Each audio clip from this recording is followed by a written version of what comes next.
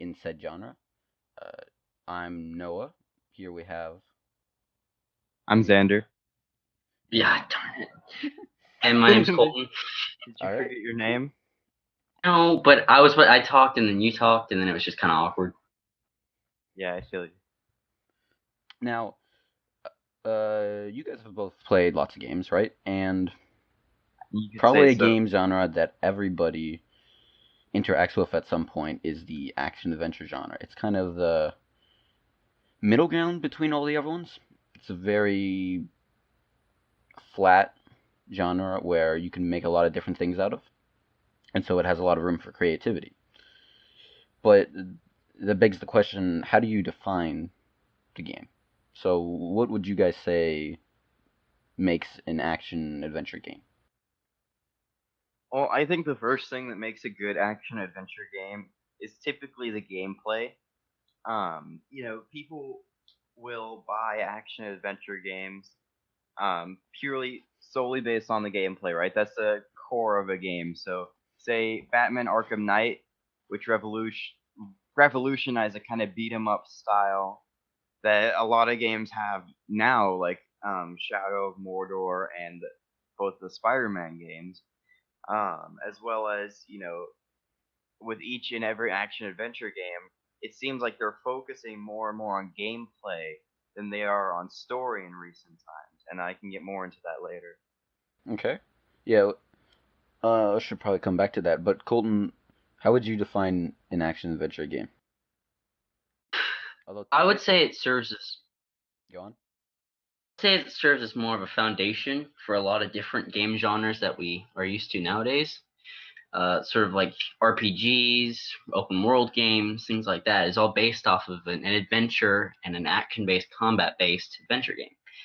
Um, and on what Xander was saying, a lot of it, like what makes a good one, is, in my opinion, gameplay and animation, especially. Like a very smooth combat system really plays into being satisfying to play and kill things, because that's what gaming is. Sure. A good combat system certainly works. I mean, like even I was playing the Breath of the Chronicles Wild, yesterday, yesterday. and like a lot of at first one of my issues was is that the combat just felt really slow at the beginning, and I Which game? realize now Chronicles 2, um, Say that again. Blade Chronicles 2. Gotcha. You cut out for a moment. If you're so jealous of me, of Noah. I really do Um, want to play it. So the it combat my was good. issue was that it felt really slow at the beginning, and that's because you don't have any control of what your character's doing beyond where you're standing. But then as I sort of got out of that tutorial area and I had access to a lot more special abilities, things like that, the complexity of the game, even though it was slow, was still satisfying to play. All right. So Okay. those are some nice nuggets, bro. Um. I just uploaded chicken strips to the chat. So what would you say are the pinnacle of action adventure genre? With the main games that everybody looks to? And do you think they have that type of combat? I think the greatest action adventure slash stealth to genre um, series, at least in my opinion, is the Metal Gear Solid series or the Metal Gear series in general. Not only does it have fun gameplay that held its own over so many years, at least the remasters. I'm not going to speak for the originals because I haven't actually played them, but it also has an encapsulating story, which is what that's what made me stay, and that's what made me want to care so much about the other games because I love the characters so much. I love the story. Same general idea with Batman Arkham Asylum and the Asylum series or the Arkham series is that they have all these really interesting characters that kind of brighten up the game because you have Batman who's really dark. He can get kind of boring sometimes, but all of the villains and the characters that he faces are so characteristic. I feel like having good characters and good story is if you want a series, if you want to make a series out of it, I think that's super important. if you want people to buy your game, then sure, just add in good gameplay. But So the Zelda series, right? We would probably all agree that started the action adventure genre. It doesn't have the best characters, although some people may disagree with me, saying they're very memorable and such. Do you think? Why do you think that game's so popular, even though it's just the same story?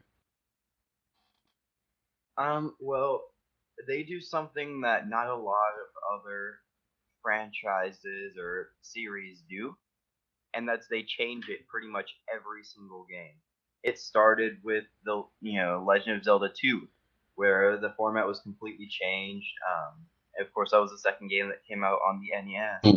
The format was completely changed from the first one. It was still an action adventure per se, but what they've been doing this entire time is they've been keeping people's interest in the game.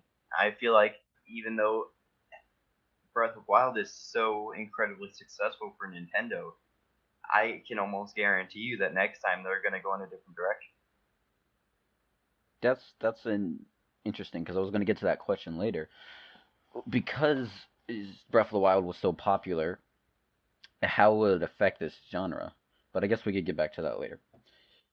Something else you One want thing to that go one on? thing I would like to add to Xander's thought is that does make a lot of sense. If you think about a like Pokemon game, for example, whenever you when somebody asks you if you're going to play the new Pokemon game, the only reason you have to do so is if you just absolutely love the series.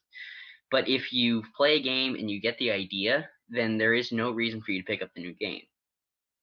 And that's why a lot of times, if you have a diehard Nintendo fan, it makes a lot more sense for them to miss a Pokemon game for them to miss a Zelda game because it's all the same. That's I true. have not bought a Pokemon game in like 5 years because of that sole reason, actually. So, there Because you go. they're just the But same. actually, I haven't played it since the remake for Ruby. Yeah, I would agree. Now, I did buy. I guess I'm more of a Pokemon fan than you guys because I stopped playing around. I bought every game up to the Hawaiian one, Sun and Moon, and then I'll probably buy the one that comes out on the Switch. Because I have my fingers crossed that they'll actually reinvent the system to work better on the Switch. But that brings up another question: would you consider Pokemon an action adventure game, or does it lean more towards, say, strictly RPG? I would say it's a strategy adventure game. It's not There's not much action to Yeah, it, but Okay, I strategy have to adventure. agree with Colton a little bit more there. I feel like action adventure is kind of this big. It's a whole genre of games, and then every single game that is counted as an action adventure game gets kind of its own subgenre. I feel like Pokemon is almost like its very own subgenre. It's not quite pure RPG like the Final Fantasy series, but it's also not, you know, Yeah, that's something like Batman Arkham Asylum. that's unique to this genre is that it's more of a the cake itself, and then there are so many different types of frostings and flavors that get added onto it. Like I was looking on Steam a while ago, sometime earlier this day, to see what they categorize as action adventure, and every game that was listed is so different from one another that it almost makes you wonder what it makes an action adventure game if it's just not. And don't forget the Barbie Dreamhouse games; those count too. Dude, that's my favorite. that's a puzzle game right there. Yeah. Don't you lie to me. Check the So, tags on Steam for Barbie Dreamhouse. I'm pretty sure one of them says murder. It's a horror game. Check. I'll be right back. Uh, I was about to go check that actually. Yeah, all right, well, it's sitting on our computers. It's all right. so earlier on, Xander said that gameplay makes a good action adventure game, or was that you, Colton? Or I guess you both kind of said it. But Yeah, so, what goes into good gameplay? For me, I think taking Breath of the Wild for an example, a bunch of people complained about how the weapons broke very easily. But I think that just gave you more of an incentive to explore and fight because you knew you were going to get more weapons, and it gave you more of a reason to think outside the box in combating your foes. You start to take into account the terrain. So here in Breath of the Wild, the space of the world turns into a puzzle for you to solve. It's more of just X and B or whatever. In addition, it wasn't like normal Zelda games where you just have one attack. You have the parry, the dodge, the different weapons had different attacks, and then you had your charging one, like your spin attack. Those little differences also helped give you more options to solve puzzles in that space. So, in my opinion, that's what makes a good combat encounter is something that allows freedom to solve a puzzle, not just press buttons. Interesting. Right. I love the idea of an open world where the world is your puzzle, and where you just run left and right and something happens. That's a problem with the Metal Gear series or the new Metal Gear game 5 is that it's very objective. You go from one place to the other. There's not much happening in between. I mean, there are a couple missions that come out of nowhere, but you get my gist. Is that I think, um, however, the action adventure does not have to be strictly open world. Oh yeah, absolutely. Can you Mhm. do you have any examples of that? I can think of one, but I want to see if you can come up with something. Well, I know I keep saying Metal Gear, but um, even though they are kind of open world ish, the older games are more level based Yeah. than open world. So I guess that's one way is that you notice that there's a lot of level based action adventure games. There aren't very. I can't think of any super linear action adventure games where you don't have a choice of what to do or where to go. I guess that's something that's really unique is that you have the freedom of choice. So much more in action adventure games than in most other games. In puzzle games, there's one objective. You're going to that objective, and there's usually one or two ways to get there. And fighting games, your objective is beat your opponent. But in action adventure games, you have so many different um, choices, which has gone completely off of my original point. Well, you did make me think of something. It wouldn't be much of an adventure if you don't have some level of agency in your actions or in the way you interact with the world. So, and this probably has to do with how the original action adventure was the first Zelda or the adventure game. And so it was about you finding your own path. But every game thereafter had to. It emphasizes this feeling of agency in your own journey. One thing that we've talked about before, Noah, which was frustrating, was whether or not Wind Waker could be considered an open world game, and especially if it had that linear structure to it, which is a discussion for another day. But I think that even if you don't have linear structure, you can still have that operate within an open world game, which I think comes in the way of or like a side quest or something like that. Well, yeah, like if you go look at the indie titles that came out that I would consider action adventure, like Hyper Light Drifter, Tunic, which is coming out next year, and that Abzu game, not the one about swimming, but the one where you turn into a bird and you fly it around. Although that didn't have any action, so maybe you can take that one or leave it. But those all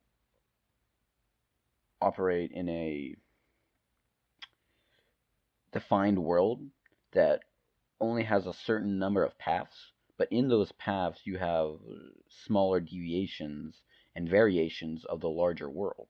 So it's not totally open world like you would find in Grand Theft Auto, Breath of the Wild, Minecraft, but it is still giving you some level of agency in your journey. Makes sense?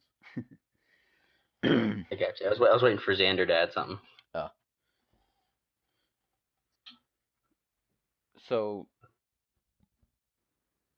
but that is something I've noticed recently. Back to the indie idea, is that Yeah. they seem to be carrying the torch of true action adventure games in the vein of the old Zeldas, but with a modern flair. That's the question: is how do we define true if we can't define what it actually is, given how wide of a genre it is? I would say an action adventure game is any game that's broken into an overworld and an underworld, preferably where the overworld is semi-open and the underworld tends to have enemies in it and puzzles. Hmm? It's still a very flexible definition, but that's how I would go about doing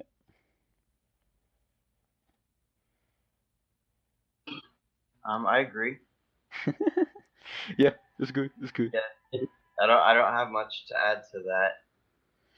But then if you compare that to games, like let's take Shadow of the Colossus. I'm not sure if Shadow of the Colossus would fit into that category. Although I guess you could say that instead of underworlds, they're just designated areas with monsters in them with combat encounters. Yeah, I would say that.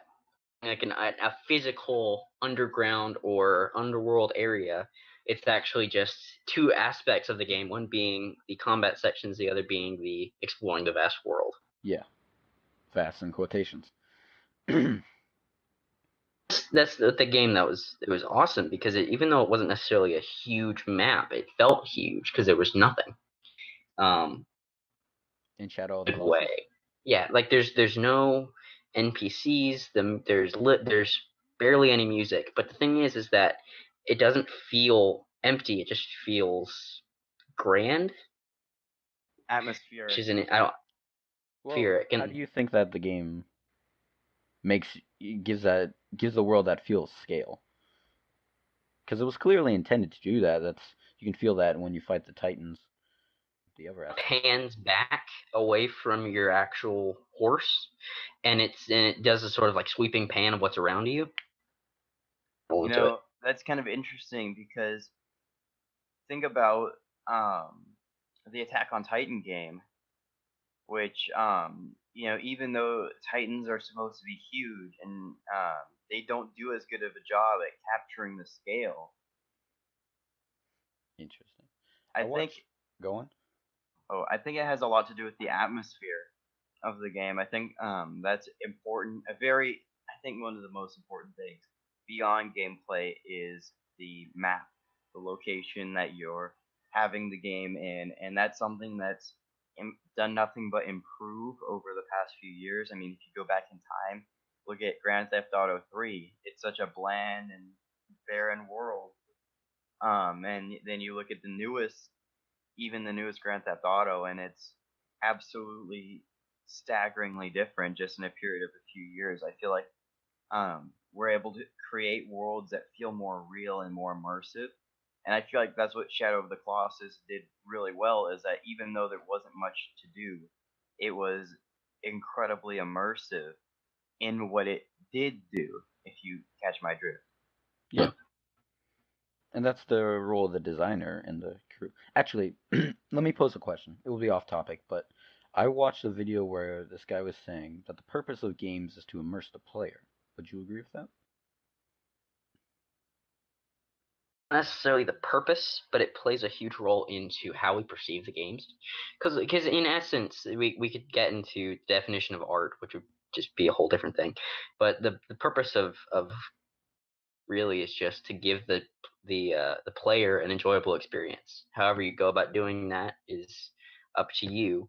But one means of doing that would be immersing them within your world, and getting them emotionally in the sort of the story or anything like that. Yeah. I tend to agree with Colton in that I feel like there are a lot of people who play games and they don't want to be immersed, which, there are, of course, the phone gamers who are people who play games on their phone, Of course, you can't really call phone gaming immersive, especially after you've experienced gaming on the big screen. At least from my personal experience. Yeah, I would agree. I don't think the purpose of games is necessarily to immerse the player, but I do think it is a tool in the creative, in the game designer's tool belt to help create the experience that they want to. I feel like if you want to make a good game that's going to last and that people are going to remember, you have to do a good job at immersing the player, though. I mean, I feel like that should be a prerequisite for getting any Game of the Year award or any award, unless there's an award for at least immersive game, in which to each their own. That wouldn't really be an award, though. Anything can be an award. Fair enough. I think there is an award show in Hollywood. Don't quote me on this, but I think that does the worst awards, like the worst film of the year. Yeah, they're called the Razzies. Oh, all right then. So, back on the topic of action adventure games, and this would be purely speculation, but where do you think the action adventure genre will be in 3 to 5 years, taking into account Breath of the Wild and the amount of indie devs who are creating their own versions of what I consider to be the Zelda formula and the OG action adventure formula? Original games. In my opinion, I think we're going to have a lot of very different titles. And we're not going to have that sort of cookie cutter example of what a action adventure game is or an RPG is. It's all going to start changing. The new Monster Hunter World that they were talking about at PAX, like they're taking that franchise and taking it in a whole completely different direction. And I think that's because of Breath of the Wild. And then also the indie titles with colorful images and interesting concepts, things like that, are really gonna come out from the woodworks. I agree with Colton, but I feel like games are gonna probably take on the more Barbie Dreamhouse Adventure series. That's what we really want, right? Yeah. Okay, but yeah, go ahead. Want the gaming franchise to be in 5 years, definitely. I agree. More but, shovelware. In all seriousness, I feel like every few years there's a game that comes and changes everything. I feel like Breath of the Wild, it's changed a lot, but I feel like there is a developer of a game, and he's most likely going to be an independent developer, and I feel like he's working on a new formula that's probably going to revolutionize the action adventure game series once again. I mean, you're going to see lots of things whenever a new action adventure game comes out like that, where it changes everything. You see a lot of people that are going to start copying aspects from the game and making their own, i.e., of course, the Batman series, which it sounds like I only quote 2 games. Or the original Halo. Right, or the original Halo, you're right. And that people see it's a good formula, so they'll start using that. And of course, it works. I mean, even look at the Call of Duty Modern Warfare Battlefield-esque games. They started developing games like that. Now they're more just pure action first-person shooter games. But once you have a formula that people like, they're gonna start copying it, and they're gonna start changing it, and making it their own, which I think is really cool. But also, there are some games where it gets to a point that it's just unnecessary. Mm-hmm. You're not adding anything to the sea of games. There's a quote by Hayao Miyazaki where he says, pouring water onto a flood. He says, I'm pouring water onto a flood, but even in a flood, you still need to drink good water. So he was talking about animation at the time, but it applies to most media. And I think... I agree. Actually, let me take a step back. Back to, you were saying that somebody will come along and revolutionize this genre. But the thing about Breath of the Wild, which made it revolutionary, was because the genre had become stagnant and because the Zelda games, mechanically and thematically, were the same. There was nothing new, and they kind of talked down to the player. It's so good because it is the ideal action adventure game where it wants the player to have an adventure. And so it's funny to start thinking about where the genre will go because it's, in my opinion, the only where I don't think mechanically it can improve very much unless, but I think thematically and the types of adventures you can have are going to change. And then maybe Right. the mechanics will change slightly along with those to accommodate the type of adventures. But I don't think the core element of what makes Breath of the Wild good will ever go away, or at least not for a long time. I tend to agree. I feel like one thing that Breath of the Wild does extremely well is that it does not hold your hand. Hmm. There are so many games that give you difficulty options and um, you know, games that are easy from the get go and that you just kind of get and you play them. Of course, you have fun, but what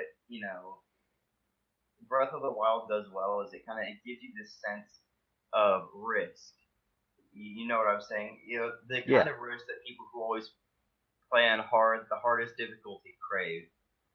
It's the what will happen next and how will I get through this thing, and there's a it makes weight the to your game actions. more immersive. It makes it feel more real almost, in that you don't have an easy way out, in that you don't have an obvious answer as long as you don't use the internet. In that you have to figure it out yourself, in that there is no hand holding, which I think the game did incredibly well. That's something that the Dark Souls series has been praised for, which I'm not going to compare any game to Dark Souls. That's been done too much. But It's even created its own genre now. right. I mean, people comparing to it is now a genre into itself, which is a little funny. Actually, would you consider Dark Souls an action adventure game? I would. I would. Yes. That's Um, another game that's revolutionized the landscape of gaming. But you were gonna say something, Colton? and I, with the addition of did you played it, right, Xander? Which game? Dark Souls? Breath of the Wild. Yes, I played Breath of the Wild. On the first plateau area, whenever you're down by the lake in that forest clearing, and you walk up on these rocks, and then it starts shifting below you, and you have the first realization that there's a monster, you're about to fight a boss. Sort of thing. There's no preparation for that. You don't walk in there, a health bar doesn't pop up. All of a sudden, there's just a monster there, and you got to deal with it.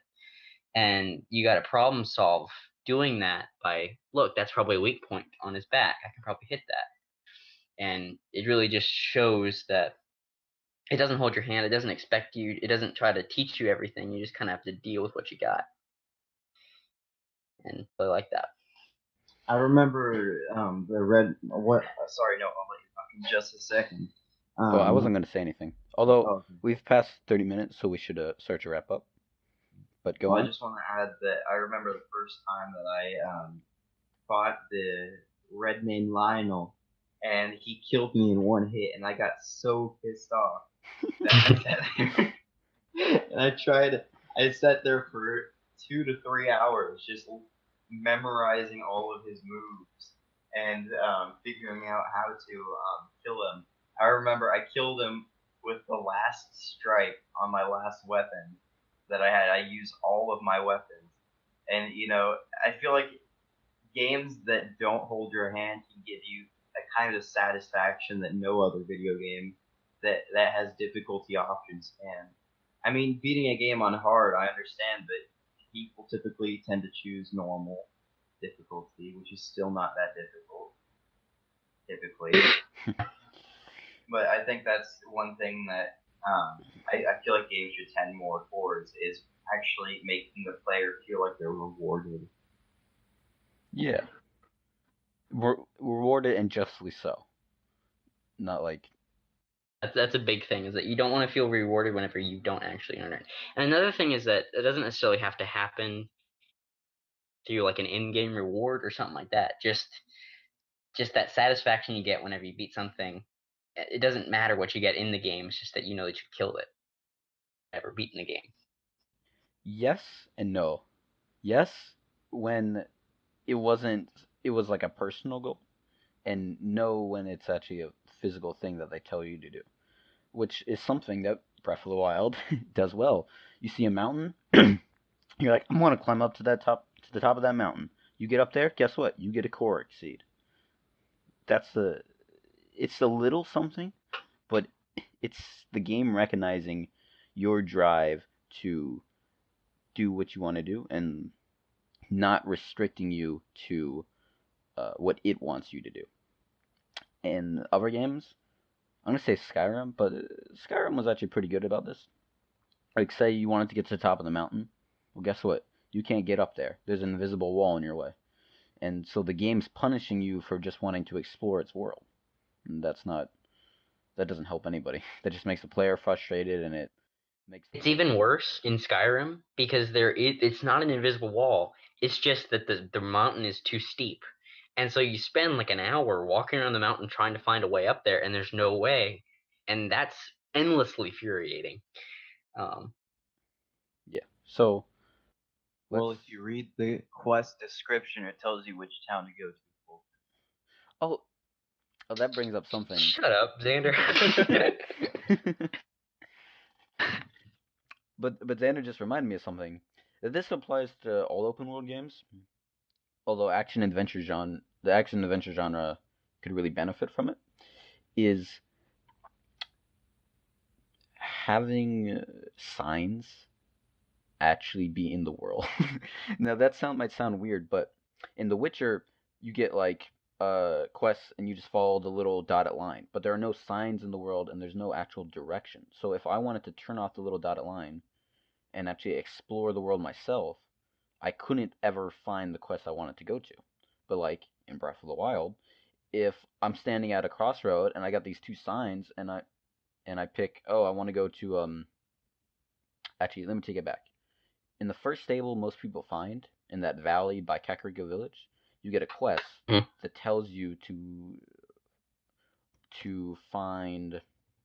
It's something like there's this hidden treasure behind a waterfall, but these NPCs give you a little And I know what you're talking about. yeah, and it's like something about Big Brother, Little Sister, and then you go find Big Brother River and Little Sister River, and then you follow those rivers and you find a treasure.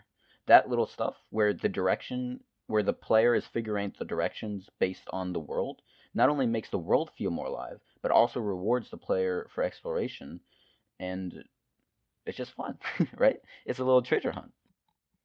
Yeah, like you get that information, and then you have to go pore over the map and the surrounding areas and find out where you're going. And that has an element of like you're an actual adventurer in this world, and you're trying to find where you're going. Yeah. And to add on to that, Breath of the Wild, you can also turn off the map and then just completely use your own sense of direction and the signs you find in the world, which I always thought was cool. But you're forced to do that before you have unveiled everything. Everything is blacked out. Yeah, which also forces you to explore. Right, finding all those towers. I mean, that's a goal in and of itself, is to just figure out the map. All right, so we're kind of over time here, but just one last question. Mm-hmm. What did Breath of the Wild do wrong? We've kind of given it praise this whole time. That's true. Just because I see it as a bit of a golden standard for action adventure, but something it did wrong is it could have had more bigger quests. Everything was very local and confined, but maybe something that had more like chains, like, oh, I found this, which leads me across the map to this, and then across the map to this. I guess it was Terrytown, but Terrytown to me was always kind of lame. What did it do wrong? It didn't. Yeah, it was more like I got the quest. Now I just kind of it's like a sub quest where I'm just looking for a guy with the last name Sun. Yeah, and there's no And puzzle or riddle to it. Yeah, one I thing that really, I really like. actually Go ahead, Xander. was not a huge fan of, which I know most people would probably disagree with me, was actually the gameplay itself was not as rewarding to me as gameplay in like The Witcher. I feel like it's more to me it feels like a little bit more button mashing Yeah, than I would agree with that. in The Witcher where you kind of have to stand back and strategize each attack. I mean, of course, if you upgrade your armor enough in The Witcher, it becomes to a point where you're just button mashing, killing everything that's in your way. But the point is that it's not. While the combat is difficult, especially for, or not necessarily difficult, but it is rewarding and yet simple, especially when you're fighting a big monster. It's it's not as tactical as I would like it to be, but that's just personal preference. No, I would agree. Well, maybe not exactly what you're saying. I don't think that the combat system was bad, but I think that the monster design, well, the monsters were praised for being fairly well designed and what's the word I'm looking for? They were intuitive or not intuitive, but they would act on their own. I do think that more monsters that had a bit more puzzles to them, like maybe you came across a guardian and the guardian has a laser shield and now you have to figure out how to deal with the laser shield. Little stuff like that just adds an additional layer to complexity for more higher level players. Right. When you see a guardian with a shield, you know, You it's know just shit's gonna like go you down. just well, in the game when you see it with the shield, you just kind of knock it out of the way and you're like keep going on with your business. Yeah. At least, yeah. So that I agree with you. And then I was severely disappointed with the Leviathan quest. You know what I'm talking about? no, go on. There are 3 hidden Leviathans in the map, and they're these Oh yeah. the huge skeleton creatures, and it's so cool to find them out there. But I wanted something to happen with them. The only thing I could find was that these guys tell you if you can take a picture of them, we'll give you some rupees, but that doesn't. Or they give you something, I don't remember, but it's not great. I would have been happy to find some interesting or like that'd be cool skeleton armor from like each of the skeleton for each of the leviathans. Like that would have been cool, but it was just kind of a letdown. All right, so on a last note,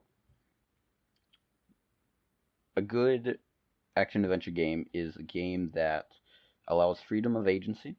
It has semi open worlds, or at least a world that is, It was open. yeah, feels open, or it has multiple choices. We want combat should be puzzles within itself, and usually a good combat system like The Witcher or Dark Souls, but maybe not to that level, which adds to the puzzle, is much appreciated. And players want to be rewarded for exploration. Is that all right? I'd say that's pretty good. Aye, Captain. All right. So, thanks for watching our pilot episode then. Hopefully, we can make more of these. We're listening to it. Yep. Goodbye.